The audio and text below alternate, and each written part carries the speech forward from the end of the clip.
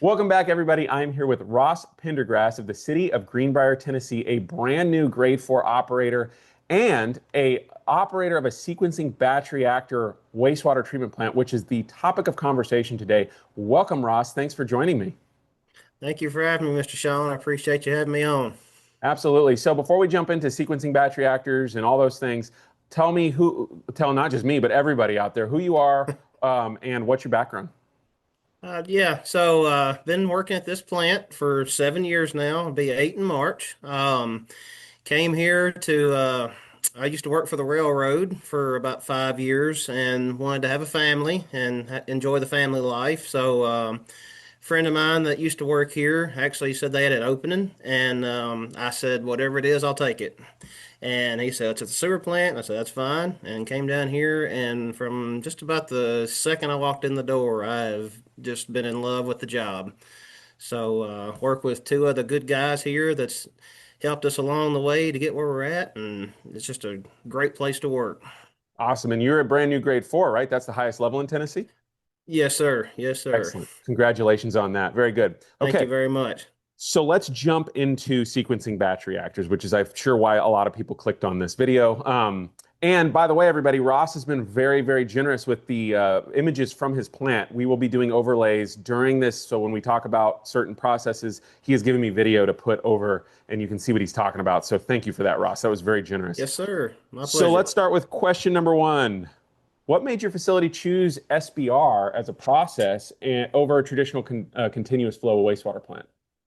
SBRs are pretty unique, as you know, and a lot of people know that it's a smaller footprint. So where if you're in a tight spot where you don't necessarily have a lot of land and you need a facility, this can really be a good option for you. All of the treatment process happens in one tank as opposed to different clarifiers, and like we still have headworks and an equalization basin and a discharge, but all of the meat of the process takes place in one treatment tank.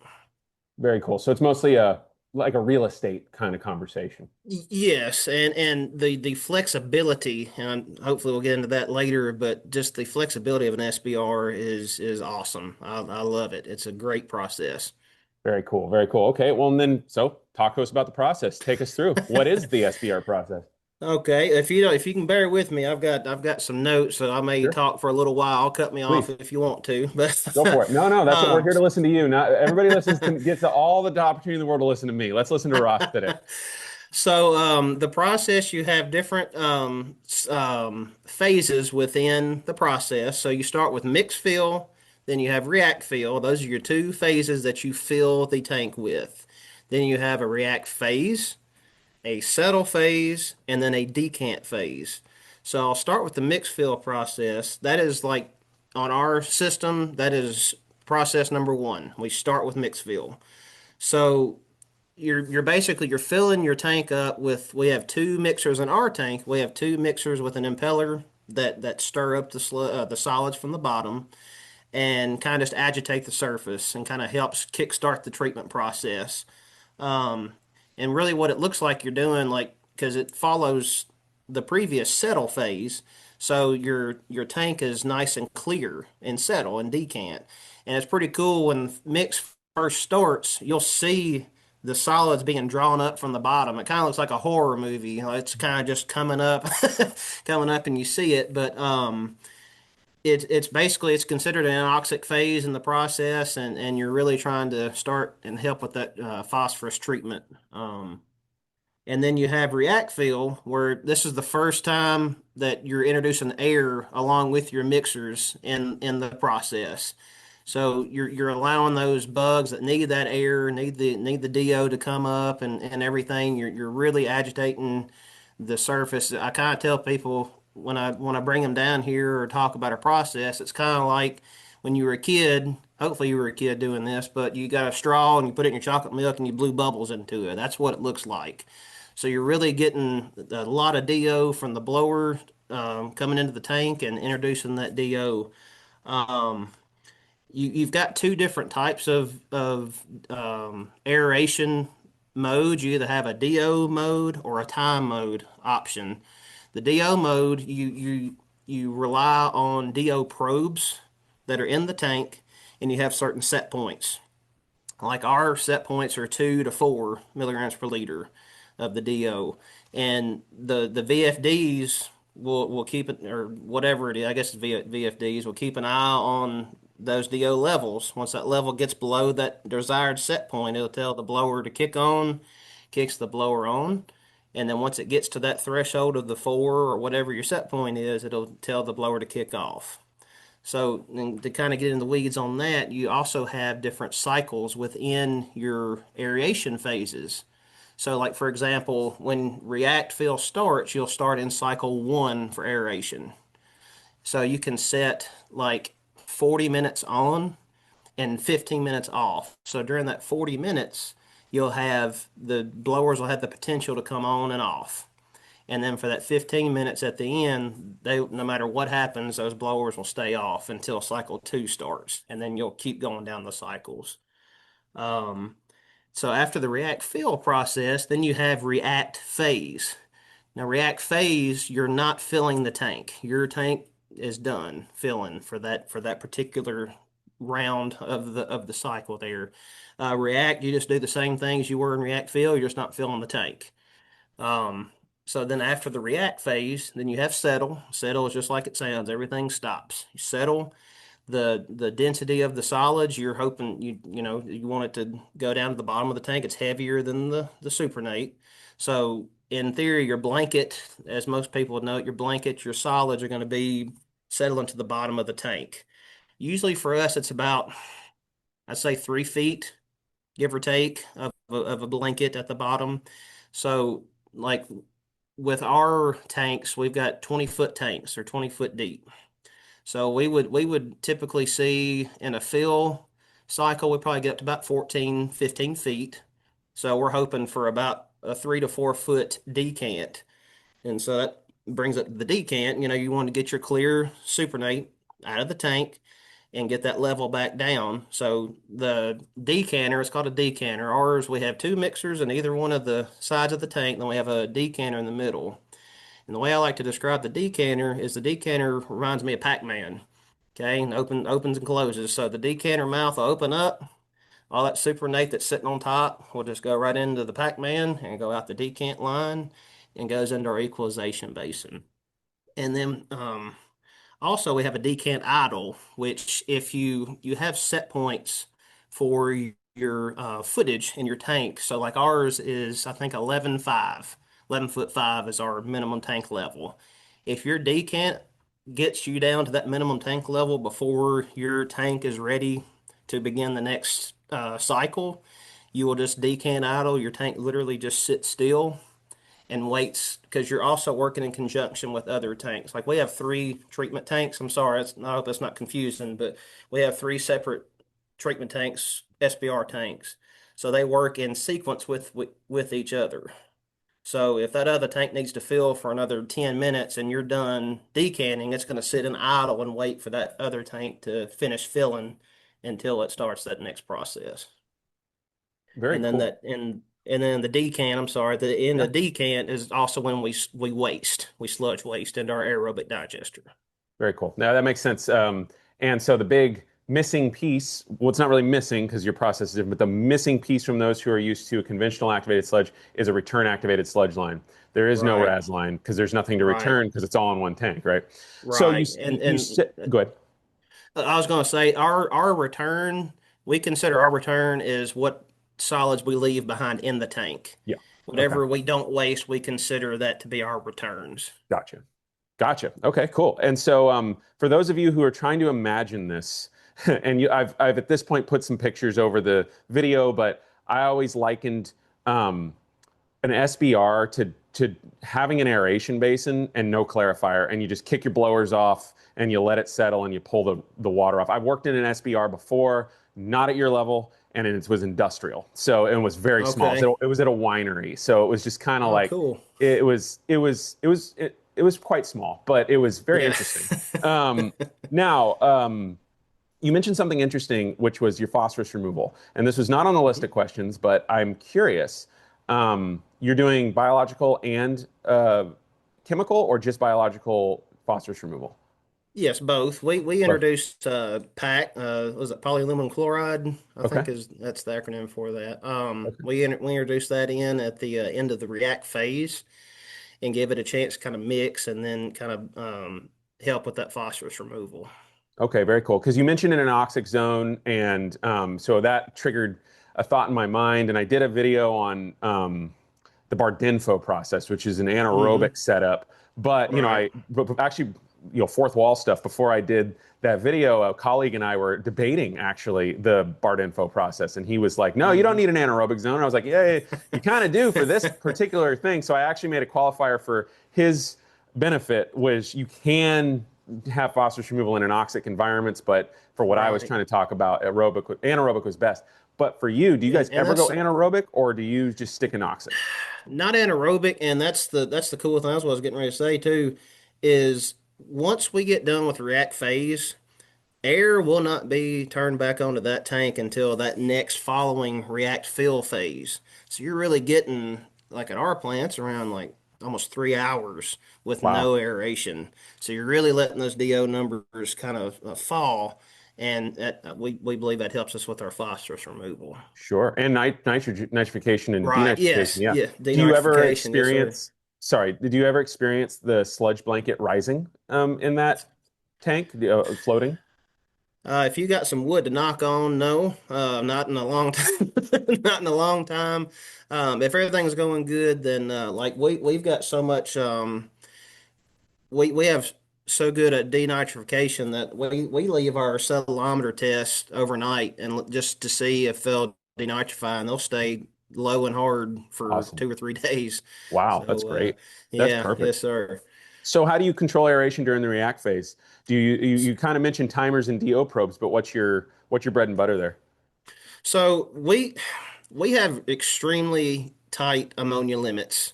We discharge into a very small tributary. It'll kind of vary. That's the cool thing about this job is that every plant is different. Yeah. Every receiving stream is different. But with our tight limits, we like to use a time mode, and what that does is was come heck or high water, when you've got 40 minutes in your on time, those blowers are going to stay on for 40 minutes. And then your off time being however long that's going to be, you leave they stay off. And then that gives you just guaranteed supply of air, and we've seen that that's really helped us out in our process. But the DO, like I said in the earlier part, the probes they work based off of the milligrams per liter and that kind of stuff. But it just kind of depends on what your plant needs, Yeah. I guess. Yeah, that's great. I just to relate to you, my MBR here, membrane bioreactor, has um, timer and DO mode, just like Mm-hmm. yours. And the timer's actually a fail-safe. So it sounds like yours is Mm-hmm. more of a you use it as a front load, and the dissolved oxygen sensor might be a something to let you know if you've got an issue or not. Whereas on Right. my side, the timer is kind of the same way. The DO probe takes the lead, and then these timer blowers will kick on because I'll get false DO reads Right. based off of whatever's happening, and it'll mix Mm-hmm. the MLSS up really well. And then I'll Right. have it's weird. I'll have like a 5 milligram per liter dissolved oxygen, and the Mm-hmm. aeration basin's been not settled, but it'll be off for Right. you know 5 minutes, and I'm like, there's no way. And then the blowers will kick on timer, and Yeah. it'll drop down to like one, and so it's the funniest Right. thing. I don't know why it does that. Anyway, Well, I've um, heard people say, if technology will always fail you. yeah, And that's kind of a way to kind of guard against that, where that's kind of what we believe is like, yeah, DO probe's nice, but at the same time, it could just go out one day, and now yeah. you're relying on that to work, and you're kind of messed over. So, Absolutely, 100%. So, let me see how automate. So let me see if I can ask this naturally. How much of your process is automated versus operator manual override? Is it mostly just running on its own and you guys are kind of tweaking things, or do you ever take the reins completely over from SCADA? yeah, so like the SCADA system, our influent valves, the decanters, all that kind of stuff, it's automated.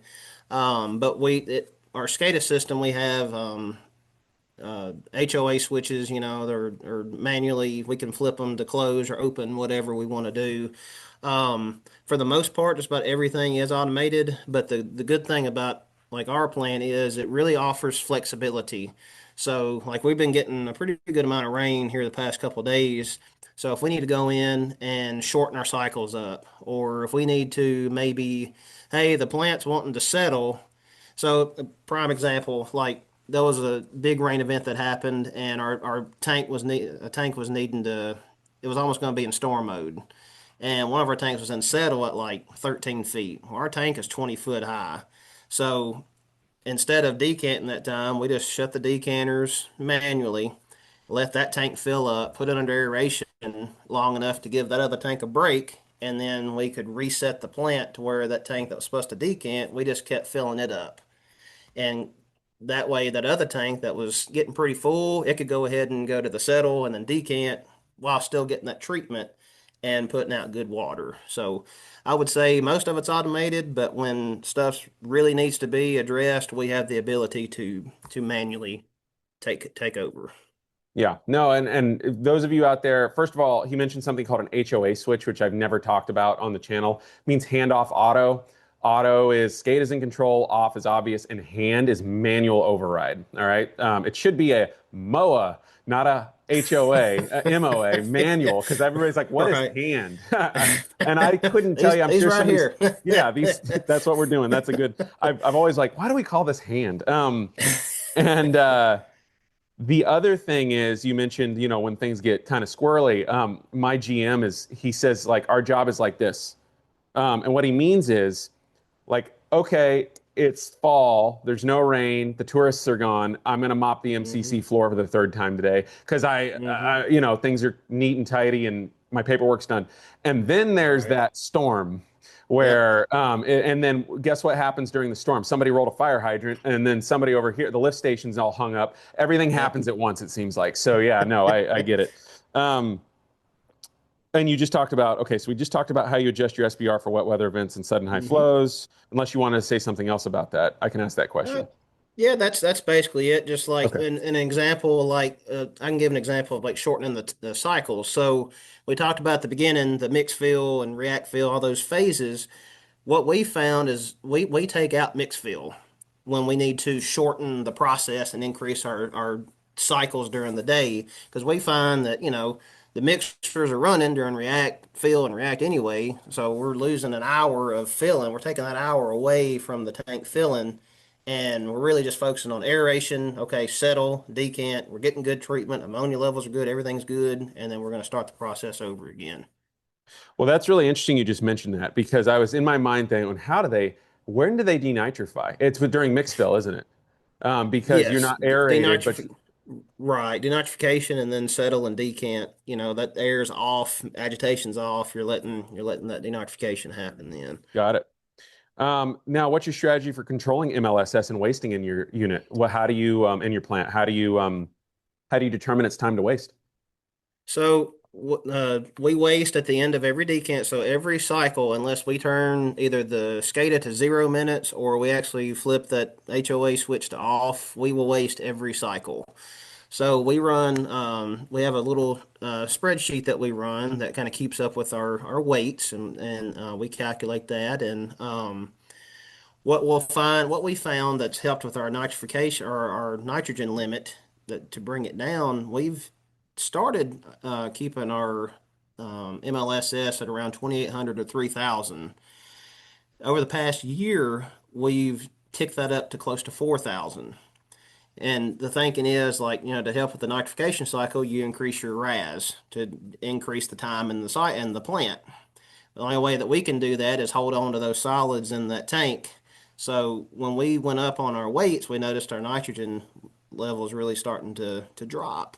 So just kind of keeping that in mind with how the first of all how it's settling. You can have 1,800 MLSS, but if it's not settling, you're going to be putting out solids in your water, and vice versa. If you've got 5,500 and it's settling good, it's like, all right, we need to get it down, but at the same time, we're not sending solids out. So it's really just determining your plant's preferences and what works best for your plant. I hope I'm not saying that too much, but that's really how we operate, you know. Yeah, absolutely. And this is a very timely conversation about wasting. I just did a video on it, and you're in a situation where you cannot continuously waste. I went on this kind of Hmm. not a rant, but like, trying to explain the differences, and it's very hard for the somebody who's never worked in a plant or has only ever worked in one plant to understand what's going on in some of these other processes and try to visualize it. So in your plant, I'm just going to interject this real quick so people can Hmm. kind of maybe wrap their heads around it. You can't waste during continuously because your MLSS is so thin and it's actually doing the work. You're running in at Hmm. 3,000, but when you're able to let it settle, you're probably wasting at a double to triple that concentration, because it's all down at the bottom and all the clear water's on the top. It's not mixed around. Hmm. And Right. everybody, when he mentions his weights, he's mentioning how many pounds of MLSS he has to waste out. So is that right? I'm saying that Yes, correctly? yes. Sorry, sorry about that. No, it's fine. It's fine. But And this is important for people to hear is because I gathered that's what you were saying when you said your weights, but I've never referred to it like that. And I think it's really good for people to hear different vernacular in different plants and how people would refer to it.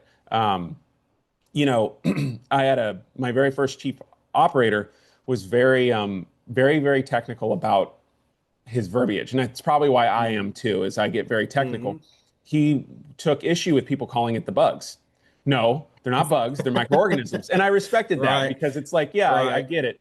And over the years, I've adopted some vernacular as well. And it's just, I think it's good though. Like I said, that you're going to learn the lingo of the plant. Now, what's very important Right.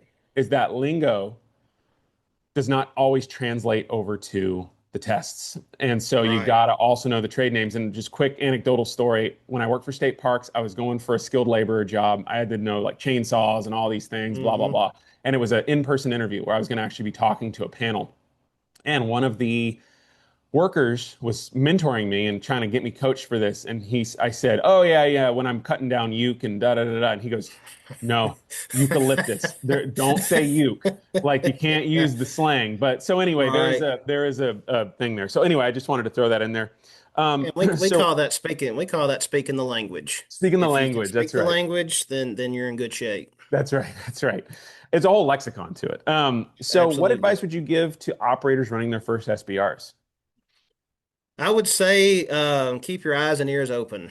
Down at this plant and down at any plant and anybody getting into the industry, like you use all but one of your senses, and hopefully you know which one of the senses you're not going to use at this plant. Taste, if anybody needs help with that. But smell, sound, listening and just that kind of stuff, man. Just learn your plant. Like lean on the experience of your other operators. Build a network of people. If any kind of free training or any kind of thing like that can help you, that helped me a lot. We're in Robertson County, Tennessee, man. We're a pretty small community, and everybody that I deal with in close to my plant and even farther out, and you, I mean, you're a prime example, man. You're out in California, I'm down here, and just this is an example for anybody that needs help with stuff like the operating. We're like I call us a fraternity. We're all in the same. We're all in the same boat. At the end of the day, we want our job to go well and want to put out good water for the environment. And it's that's what I would tell people. Just keep your eyes and ears open and enjoy what you do, man. This is a secure job. You referenced that in one of your other videos, man. This job ain't going nowhere. No, no, and it can't because, and I actually edited this out of my wasting rate video, but I'll say it now. Try as they might, software companies and package treatment plant manufacturers, not all of them, but a lot of them, will try to fit us all in a little box and try to write computer programs that will do it all automated. The issue is no two plants I've ever been in my career are the same. The influent Mhm. characteristics very dramatic. It's hard to actually believe, but all the different inputs, commercial and residential and sometimes industrial, change. And then guess what? For whatever reason, the biology is different too. It reacts Yep. differently. And Right. and there's certain guidelines for sure that we should be looking at, but operator experience trumps all of that, to be quite honest. It Absolutely. overrides it. So Very good. Yes, Now, sir. I've got some secondary questions. We got through our primary Okay. questions. Let's get some All right. secondary questions. Yes, sir. What part of the SBR cycle would you say gives operators the most trouble? I would say the react phases because you've got so much going on, whether inside the tank or, you control that. Whether it's your set points, your DO set points, your time set points, there's so much stuff going on. You could like you said, denitrify. Your blanket may not be working right. That is those two cycles. The most activity is going to be going on in the treatment process. Okay. And what's your primary lab test to determine how your sludge blanket's actually looking? Sure, you can sludge judge, but do you do any process Mhm. control in your lab with grabs from aeration? Yeah, so what the settleometers are the number one way. That right there, I love showing people that don't work down here. We got guys that work up for public works. They'll come down here and check us out sometimes and like, oh man, what's that? And so I like to show them like this is what if you were to jump into our tank, that is what the tank looks like. And there to me, there's no better way. It's a snapshot of the tank. There's Yep, no better way absolutely. to look at what's going on in your tank than the settleometer. Absolutely. I don't do this. Maybe I should. Maybe you do. I don't know. This is very candid. I had a supervisor that would take the mixing paddle and go to the Hmm. top and agitate the water a little bit to what's the word I'm looking for? It would, Simulate. thank you, simulate turbulence in the clarifier. Yeah. Do you Yeah. guys do that? We do. That's part of our SOP for doing that. Well, because in an SBR, not all, you can't get all three of the samples at one time. I should have said this earlier, but when you to the best time to get a mixed liquor sample is during the react phase because you're not adding the depth, the tank level kind of. If you don't want to grab that at 11, if our minimum is 11.5, you don't want to grab a mixed liquor at 11.5 because you're going to be filling that whole. There could be new characteristics coming in Yep. and you may fill up to 14 feet. So we wait till react phase and the air's on, and we'll get them at three different times usually, and then we'll agitate them before we draw up the liquid, and then we'll pour it into the settleometer. Something I've noticed in my MBR, now I've got less of a swing than you guys. You have several feet. Mhm. I have about a foot of swing Okay. Well. between fill cycles. And so it stays pretty continuous flow. But the MLSS concentration, when I'm at the low point, the EQ tank is empty, like, flows Hmm. for the day haven't really started, and we're at the lower part of my MLSS is significantly higher. And so if I were to actually Right. take that grab and set up the settleability test, then it wouldn't actually be Hmm. indicative of normal process. Right. It goes lower because I'm sending in, however many gallons of water at, you know, 150 TSS, milligrams per liter Hmm. TSS, versus what Hmm. it looks like 8,000 or 8,500 MLSS, but it'll dilute down Right. to about 7,000 once it's filled up. And that's the true Right. time to take it. So, anyway, Right. that's really interesting. So, how do you determine the length of each cycle phase? Like, what factors influence those? Do you have flow variation, seasons, loads, compliance issues, or are they all static? You all 40-minute react and move it out the door.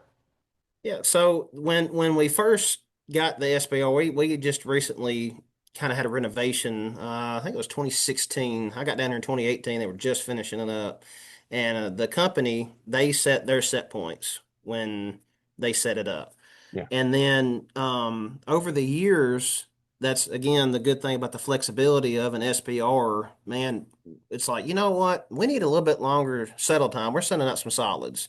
Let's go up 5 minutes on our decant phase. So you go into the SCADA and you increase your 5 minutes and see if it works or not. So it really, the wet flow, the rain and stuff that plays into it. Where, like I said earlier, we can take some out of mix fill and kind of speed up the process. Or like if, hey, we need a little bit more anoxic mixing, let's go up another 10 minutes on mix fill. It's the good thing about an SBR with a SCADA system. It really gives you that flexibility to control what you need to control for your plant. You ever had any foaming issues on your SBR? Yes, yes, Yeah. we have. What do you do? What do you do in those situations? Well, to be honest with you, not, I don't really. I don't really know what we have done before. Like I was kind of working my way up the last time we really had foaming, but the main kind of foaming that we deal with is usually from fog. Okay. And I watched the operator mindsets video about the wasting, and he suggested, wasting it out, trying to waste it and stuff. We Yeah. tried that, and sometimes some of it can be a little bit more stubborn than others, Yeah. and for whatever reason, ours is pretty stubborn. But mainly, I don't have a good answer, I guess, for that. We just kind of, Can be we a try our mystery. best to get rid of it. Yes, Yeah. absolutely. Well, sometimes I've had foaming issues and I'm not entirely sure what I did to get it to fix. People, what'd you do? Oh man, it's been plaguing the plant for months. I Right. don't know. I Which have I no think idea. some of it has to do with the weather and environment, right? Like Yeah, sometimes it's the true. seasonal changes. Yeah, So, that's absolutely right. And on the note of fog and foaming, this is interesting. Some filaments uh, prefer mhm, fog, and so right. filamentous organisms can cause foaming. So that's it's interesting you mentioned that, and that's interesting that Matt also mentioned that in his video. If you could redesign the system today, what would you change? And we'll make sure to send As this to your far boss afterwards. as far as my plant or the collection system. Oh, the plant. No, we're talking about SBRs. Okay. Yeah, yeah. No, no. Oh, we all There's have that things we'd like vernacular to do in again. collections. Right. I would say the main thing, and I think we're getting ready to try this, but I would love if we had a contact chamber Mm, for heavier flow. We have in the past we have dealt with overflow issues close to the plant, and I really think that if we had a big equalization basin just to kind of for the water to just sit and introduce it as we can, and it would cut down the overflows. It would also help with our plant. We wouldn't be just drinking from a fire hose in our tanks, and I think that would be the main thing that I would change at my plant. an EQ basin at the beginning of the process instead of after, because you EQ for disinfection, right? You don't Yeah, EQ well, for. we EQ as part of our discharge. So like once the Oh, once got the it. decant comes out and one of your videos that video of that clear water going, that is our equalization basin. It Okay. goes there and then goes to our effluent pumps that get pumped through filtration and then out through our discharge and UV. Gotcha, gotcha. Okay, perfect. And then but you would want one at the beginning, Yes. and that's something I learned early as a young operator, and it always stuck with me. One of the downsides of SBRs, spilling. It's not that Yeah. you can't have biomass washout because the valve's not open. What's gonna happen is the raw Right. sewerage is gonna spill all over the place. So, Right. an MBR is very similar. Set points on pumps. I'm not gonna get biological washout like a clarifier plant, but what I will Right. get is an SSO, Right. sanitary sewer overflow, which is I don't know Right. which one's worse. But Right. this has been great, Ross. We're gonna get cut off in like a minute, so I just want to thank Okay. you so much for this. Okay. Sounds good, Sean. Thank you, man. Yeah, absolutely. Thank you. This has been educational. Hey, anytime, man. Give me a holler, okay? Very good. Likewise. Take it easy, Ross.